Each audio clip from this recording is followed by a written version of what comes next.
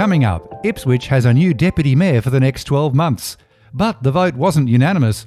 A petition to create a cul-de-sac in Fran Street, Eastern Heights gained support. The very latest on the CBD redevelopment, Ipswich Show green bin bonus, and more from April's meeting of Ipswich City Council.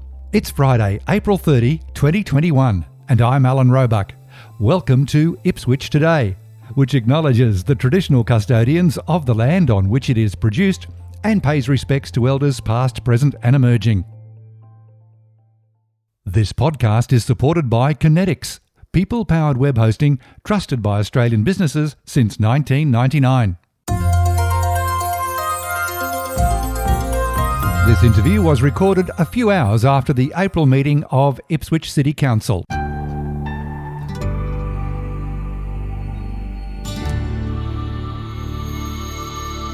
It's time again for a regular monthly catch-up with Ipswich Mayor Teresa Harding. Thanks for joining Ipswich Today, Mayor. Oh, thanks for the invite, Alan.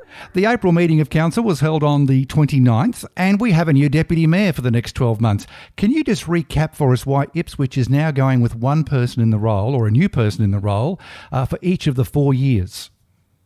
Yeah, I guess when we came together last year, we were a new council, and the very first act of a council, at a council meeting, is to actually appoint a deputy mayor. And we just felt there was so much interest in the role that we made a decision then as a council that we would rotate it. So it'd be one councillor per year. I guess we have 4 years. Yeah, so council voted to continue that agreement that was happening, that we decided on last year. And who got the gig? Yeah, Councillor Nicole Jonic from Division 2. Was that a unanimous vote? No, it wasn't. It was 5-4. Councillor Doyle also wanted to extend, but, I think everyone had the opportunity to speak. Everyone had the opportunity to vote about it, and it's great to see that we have so many of our councils who want to take on those extra leadership roles. And obviously Marnie is still the chair of the CBD Redevelopment Committee, as well as on the Audit and Risk Management Committee, and Councillor Jonic will also maintain her role as the chair of the Economic and Industry Development Committee. Council meeting also heard an update on the Nicholas Street precinct, particularly with leasing arrangements. We keep getting told there's about 15 heads of agreement in place. When can we finally expect major announcements and names? Look, we are expecting the cafes in particular to be up and running by the end of the year. At the council meeting, we heard that we'll be able to announce about the cinema deal in July. A concrete date, so let's hope that can be stuck to. Yes, yes. We had to go back out to the market, and we've had some great expressions of interest, and so we'll be expecting to make an announcement in July, and the cinema will be open early next year. It's been revealed in previous council meetings there's been an underspend on capital works across the city, and you in particular have been quite vocal about that. And again this month you quizzed officers about why this is happening and what is being done to try and make up lost time. Is progress being made on catching up? Look, one of the primary roles for us as a council is to be strategic and act as a board. And one of those boards is to make board decisions and things that we follow is, are we actually delivering on the services that we're supposed to be delivering on? They're the things that residents expect us to do. So our capital works project, which is actually building new roads, gutters, asset rehabilitation, parks, not the maintenance stuff, but those big things are really important for us, especially as we grow. And we have noticed that there's been about a 9% under delivery in that. And look, part of that is from savings, which is fantastic, but we also have had a few things that are going to be delayed. I'll just pick on one, is up at Sutton's Park skate park. Mm-hmm. We received funding for that. We went out to market and we had 0 people bid for the work. Now to the average person, that sounds a bit unbelievable that no one would tender for the job. But I guess you could relate it to the shortage of roofers after the Halloween storm. Well, there must be a shortage of skate park or concrete and so skate park builders. So look, obviously that's something that council needs to go back out to the market. We need to find out why we didn't get that. Is there another way of approaching the market? And so there's things like that. But look, I can tell you now, we are staying on top of that. We're also changing a few things internally. We're going to have a delivery branch, but also making sure that we have an area that's actively doing more design work for work coming up. So often when we find, just say with big road projects, doing the design work takes about a year. Moving services and utilities take another year before you can actually build the road and do the work. We're trying to do concurrent activities so we can shorten that time frame so we can deliver quicker and sooner.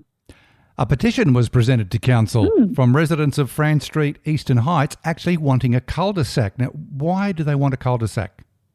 Look, I drive past this at least twice a day because I live in Raceview. There's been the lights put in at Grange Road and Robertson Road, and when we did that work, we found massive drainage issues at the next road across to the west, which is France Street. And basically the last 6 months, it's been like a cul-de-sac because at the end of the road's been closed off at the Robertson Road exit. So that opened up last week, and the residents said that they like to keep it like a cul-de-sac. We're going to see how that continues. We've had some feedback from residents that they may not want the cul-de-sac. I guess they were very concerned because the lights are there that it may become a rat run, that people will try to bypass the light. That doesn't appear to be happening. So we're certainly going to have a watching brief, and we've asked Council to report back to us in 3 months' time to see how it's going. And also, Andrew and Marnie will keep in touch with the residents there as well to see what their views are. Council adopted a new corporate plan for 2021 to 2026. These documents can tend to gather dust and include a lot of corporate speak. What does it really mean for residents having a corporate plan? Yes, you don't want these things to be shelfware in any way, shape or form. It is actually a legislated responsibility for us, but it's also very important for us to plan. We're a city that's undergoing huge growth. So it's our plan for our corporate plan for the next 5 years, but also we did that visioning, where do we want to see our community in the next 20 years? So we did a lot of work with the community when it was regards to the community reference groups or the Ipswich Youth Advisory Council, as well as online, as well as pop-up booths at a variety of places around Ipswich. But we've come to 4 themes that we think that we want to aspire to. The first is that we should be a vibrant and growing city. The second is that we're safe, inclusive and creative. The next is that we're a natural and sustainable city. And finally, that we are a trusted and leading organisation as a council. So that will guide us in regards to how we set our budget, but also our approach to any of the work that we're doing. And I guess these documents do change, so we are looking for feedback from residents on what they, have we hit the mark or not? And really would appreciate that feedback from residents. The annual Ipswich Show returns after a break last year, a forced break because of COVID. And Council is having a bit of fun at this year's show, offering more incentives to take up a green bin waste service. How is that going to work? Well, we're doing our very best to increase recycling and to reduce landfill. So what we're going to do is have a bit of a free trial. If you sign up for a green waste bin at the show, it'll be free of charge for the rest of the financial year, and you won't receive any charges until the 1st of July. So we hope that that'll create a bit of an uptake so we can reduce our landfill. Talking about waste, Riverview Transfer Station, it's under the pump. A lot of people are waiting up to 2 hours or possibly more to get in on weekends. And I guess some COVID rules are in place at the transfer station as well. But it's clear the city does need a new transfer station. Has there been any discussions already, or what is Council working towards for a new transfer station? We obviously have had big discussions, and part of our waste and circular economy transformation directive is looking at how does council holistically look at waste. And look, I get complaints from my husband as well, because that's the Riverview Tip is the one that we go to as well, like half of Ipswich. And that the queues are massive, especially on a weekend. So it does come down to, we are working with the state and federal governments on what we can do to address how we deal with waste. The way that we're doing it now is not sustainable.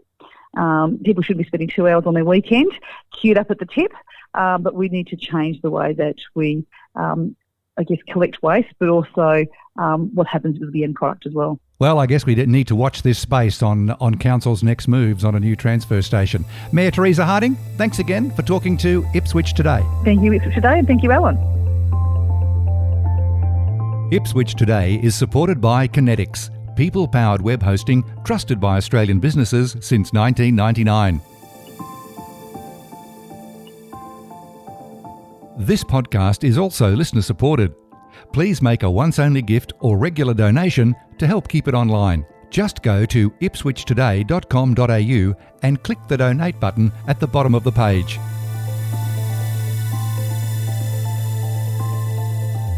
You can follow this podcast on your favourite app, including iHeartRadio, or play Ipswich Today from your smart speaker.